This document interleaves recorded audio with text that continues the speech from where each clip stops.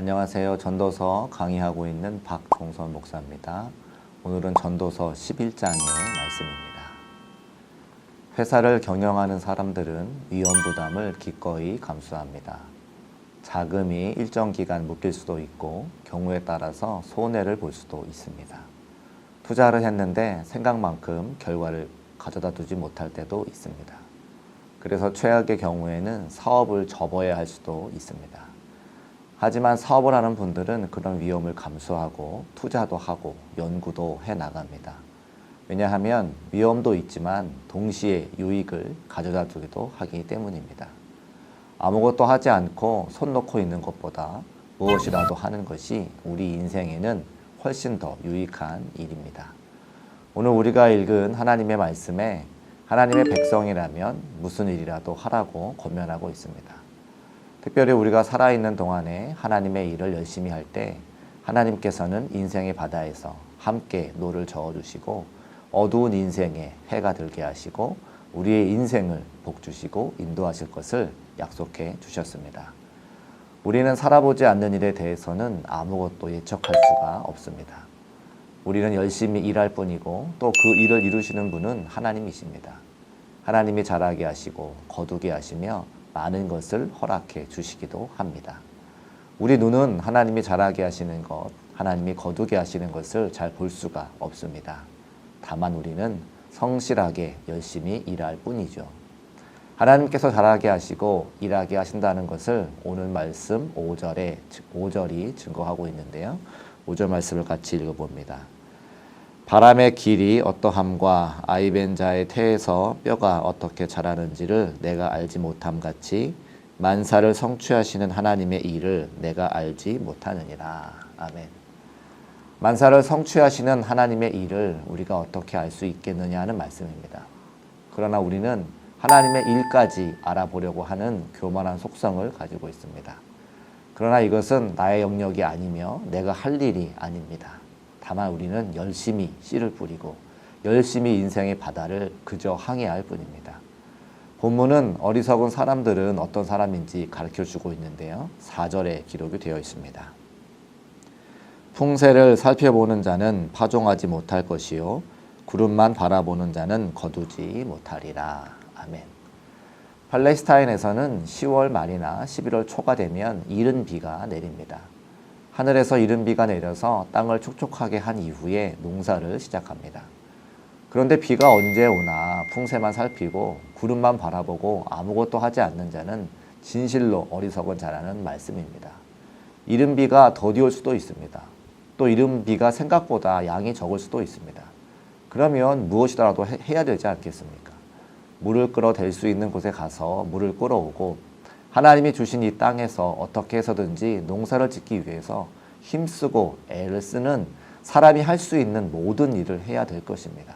그런데 풍세만 바라보고 구름만 바라보는 사람은 가질 수 있는 것이 아무것도 없을 것입니다. 이어서 6절의 말씀입니다. 너는 아침에 씨를 뿌리고 저녁에도 손을 놓지 말라. 이것이 잘 될는지 저것이 잘 될는지 혹 둘이 다 잘 될는지 알지 못함이니라. 아멘. 아침에 씨를 뿌리고 저녁에도 손을 놓지 말라는 말씀은 무엇이든지 열심히 하라는 뜻입니다. 우리는 결과를 예측하거나 결과를 알 수가 없습니다.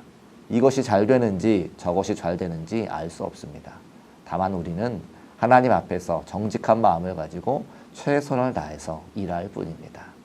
어리석은 사람은 계획만 가득하고 말만 무성하게 하는 사람입니다. 세상의 풍조에 흔들리며 사람들의 말에 귀가 얇은 사람입니다. 이렇게 하더니 잘 안 되더라. 어떤 사람은 이렇게 했다더라. 이런 말은 별로 중요하지 않습니다.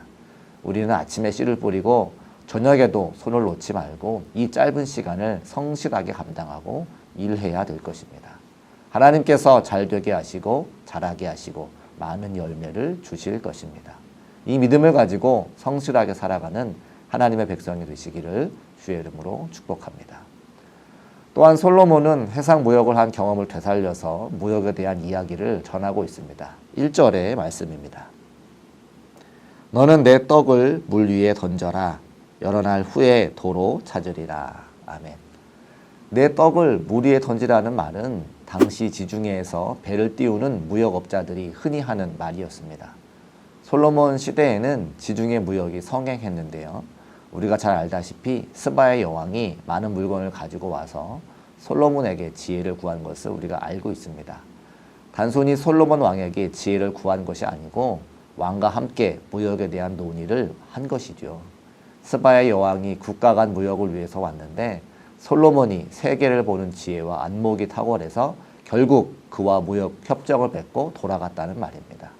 요즘으로 이야기하면 FTA 협상 같은 것을 스바의 여왕과 솔로몬이 체결했다는 말입니다. 지중해 바다에 배를 띄우는 것은 대단히 위험한 일입니다. 풍랑을 만날 수도 있고 예기치 않은 일을 겪을 수도 있습니다. 많은 돈을 들여서 배를 띄웠는데 배가 침몰해 버릴 수도 있습니다. 또 해적을 만나서 배가 납포될 수도 있습니다. 그럼에도 불구하고 배를 띄우는 것입니다. 그러면 그 배를 하나님께서 지켜주시고 돌보아 주셔서 몇 날이 지나지 않아서 많은 유익을 가져다 줄 것입니다.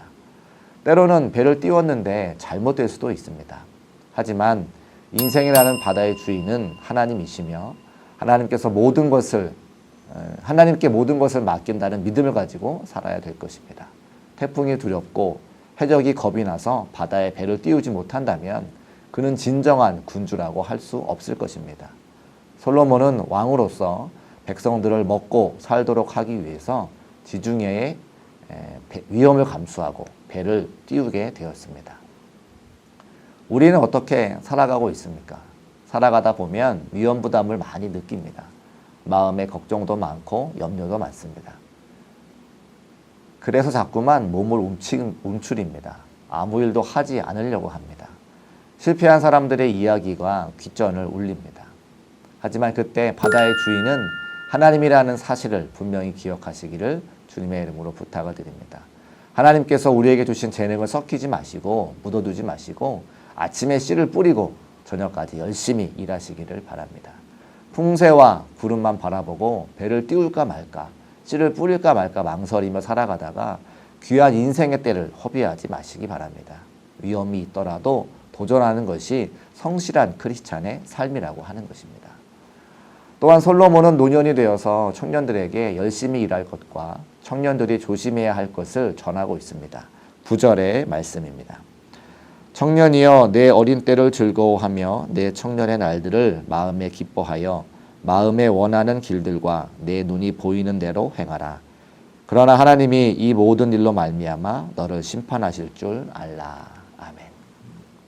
인생이 가진 양날의 칼을 말하고 있습니다. 청년이 청년답다는 것은 무엇이든지 도전하는 것입니다. 이것도 해보고 저것도 해보고 도전도 하고 실패도 하고 낙담도 하고 좌절도 하다가 다시 일어서는 것이 청년다움일 것입니다. 청년이 마치 늙은이처럼 아무것도 하지 않고 방구석에 가만히 앉아있으면 청년이라고 할 수 없습니다. 솔로몬은 나라의 청년들에게 이 말씀을 전하고 있습니다. 청년들이여 일어나 열심히 일하라.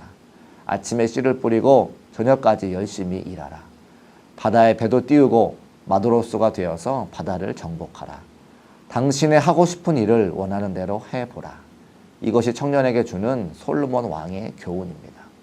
동시에 청년이 하는 모든 일에 책임을 지라고 말하고 있습니다. 왜냐하면 하나님께서 지켜보고 계시기 때문입니다. 일을 할 때에는 하나님의 율법 안에서 하나님의 법 안에서 하나님이 허락하신 범위 안에서 하라고 하는 말씀입니다.